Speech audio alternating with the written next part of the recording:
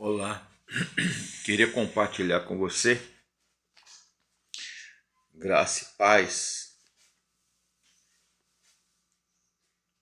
Queria falar com você sobre a escatologia, que é uma disciplina, um ramo, uma área dentro da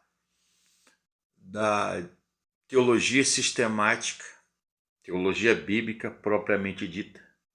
Sistemática é a doutrina das últimas coisas, né? Eschatos, né? Escatologia. Que a questão de que o Senhor Jesus está voltando. Queria compartilhar com você um texto da segunda epístola de Paulo aos crentes de Tessalônica, Tessalonicenses 1, de 1 a 12, diz assim: Prefácio e saudação. Paulo, Silvano e Timóteo, à igreja dos Tessalonicenses, em Deus, nosso Pai e nosso Senhor Jesus Cristo. Graça e paz a vós outros, da parte de Deus Pai e do Senhor Jesus Cristo, irmãos. Cumpre-nos dar sempre graças a Deus no tocante a vós outros, como é justo, pois a vossa fé cresce sobremaneira e o vosso mútuo amor de uns para com os outros vai aumentando, a tal ponto que nós mesmos nos gloriamos de vós nas igrejas de Deus, à vista da vossa constância e fé, em todas as vossas perseguições e nas nossas tribulações que suportais, sinal evidente de que do reto juízo de Deus, para que sejais considerados dignos do reino de Deus, pelo qual, com efeito, estáis sofrendo. Se de fato é justo para com Deus que ele dê em paga tribulação aos que vos atribulam, e a vós outros, que sois atribulados, alívio juntamente conosco, quando do céu se manifestar o Senhor Jesus, com os anjos do seu poder, em chama de fogo, tomando vingança contra os que não conhecem a Deus e contra os que não obedecem ao Evangelho de nosso Senhor Jesus Cristo. Estes sofrerão penalidade de eterna destruição, banidos da face do Senhor e da glória do seu poder, quando vier para ser glorificado nos seus santos e ser admirado em todos os que creram. Naquele dia, portanto, foi crido entre vós o nosso testemunho. Por isso também não cessamos de orar por vós, de orar por vós, para que o vosso Deus vos torne dignos da vossa vocação e cumpra com poder todo o propósito de bondade e obra de fé. Verso 12.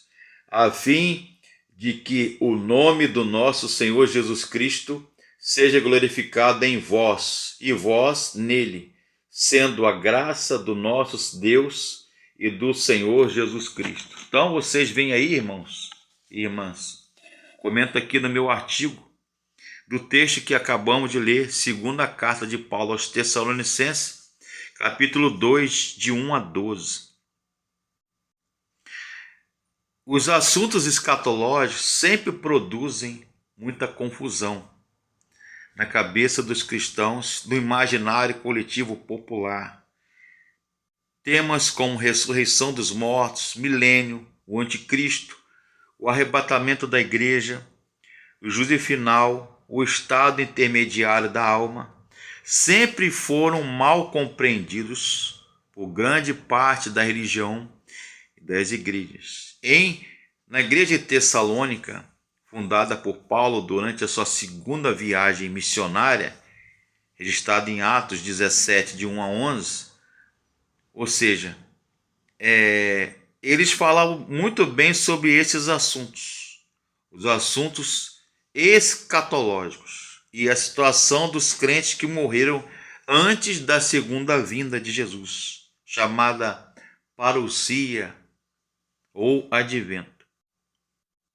Na introdução da carta, temos 3 informações, né?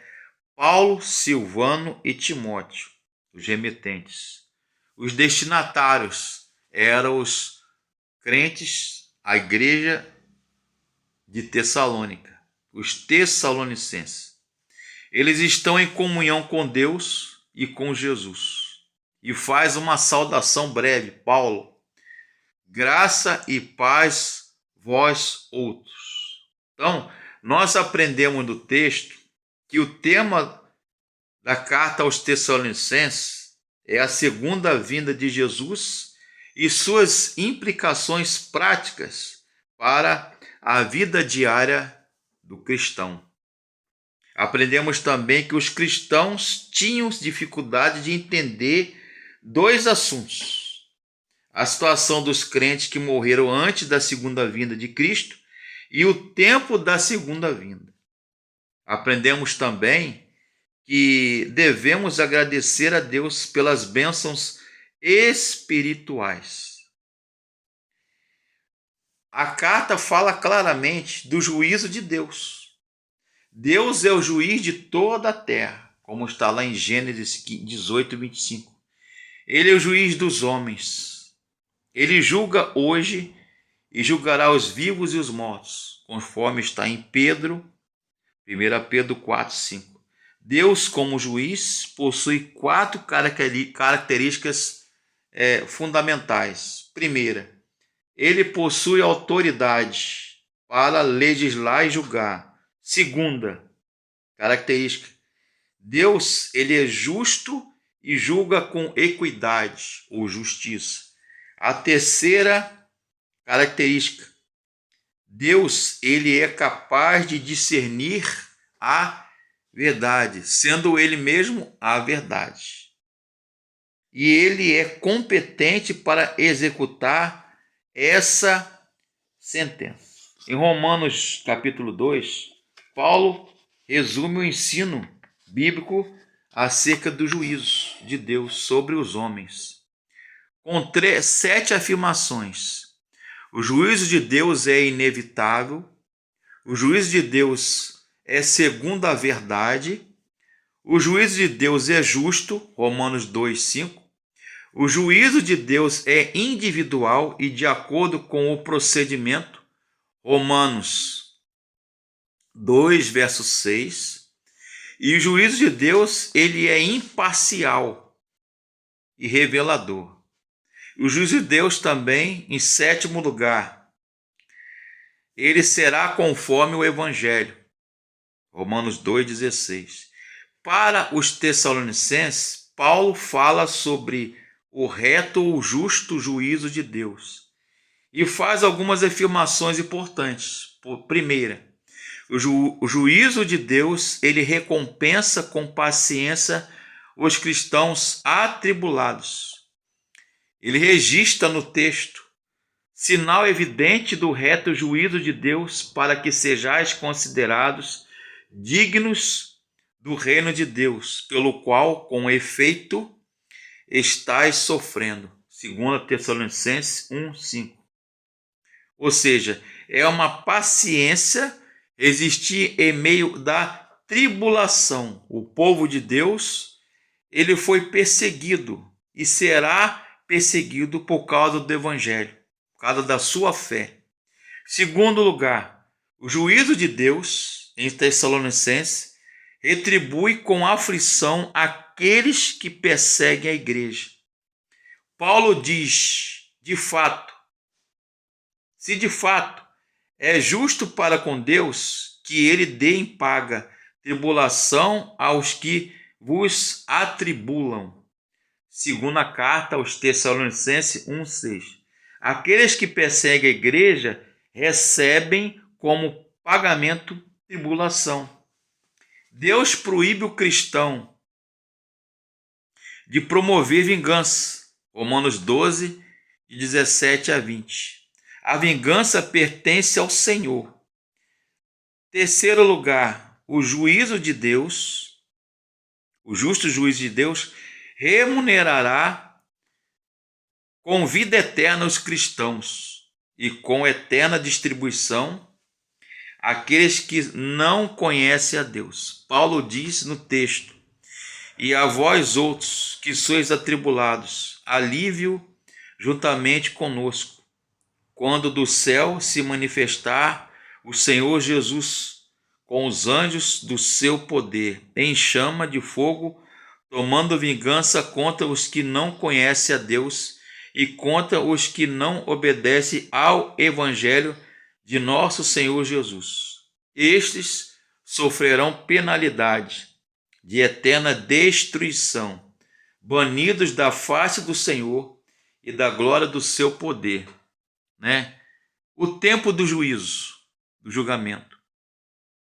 Na segunda vinda de Jesus, ou na revelação do Senhor, do céu, Paulo usa a expressão naquele dia. Trata-se de um dia específico, desconhecido pelos homens, pela humanidade, mas determinado por Deus. A natureza deste dia é de juízo divino. É o dia do juízo final. Ele voltará para julgar a terra. Então nós aprendemos aqui, caríssimos irmãos, que Deus é o juiz sobre todos os homens e tem autoridade para exercer a vingança. Aprendemos também que a segunda vinda de Cristo é o tempo determinado por Deus para o juízo final. E aprendemos mais ainda que há somente dois tipos de juízos divinos: vida eterna ou eterna destruição. Então, são dois tipos de recompensa para dois tipos de pessoas: alívio e descanso de toda forma de sofrimento para aqueles que não são atingidos e afligidos e perseguidos por amor a Jesus. E a vingança divina contra os que não conhecem a Deus e não obedecem ao Evangelho de Jesus. Romanos 10, 16. Então, são aqueles que sofrerão a penalidade de eterna destruição. Outra a seguir, Paulo fala na carta aos Tessalonicenses a necessidade de orarmos uns pelos outros. Por isso também não cessamos de orar por vós. Todos, Paulo, Sila e Timóteo, oram pelos irmãos, os líderes orando pela igreja, mas Paulo também pede à igreja que orem por nós. Aí está, por quais motivos devemos orar? A ênfase de Paulo são espirituais, para que o nosso Deus vos torne digno de toda a vocação. E o objetivo da oração, a fim de que o nome do Senhor Jesus seja glorificado em vós e vós nele, segundo a graça do nosso Deus e do Senhor Jesus Cristo, para que o Senhor Jesus seja glorificado na vida dos seus discípulos, através da graça que vem do próprio Deus. Então, aprendemos que devemos orar uns pelos outros, com objetivos espirituais. Aprendemos que a oração nos ensina a depender espiritualmente de Deus. E aprendemos ainda no texto que o objetivo da oração é a glorificação de Jesus na vida dos discípulos. Que Deus abençoe.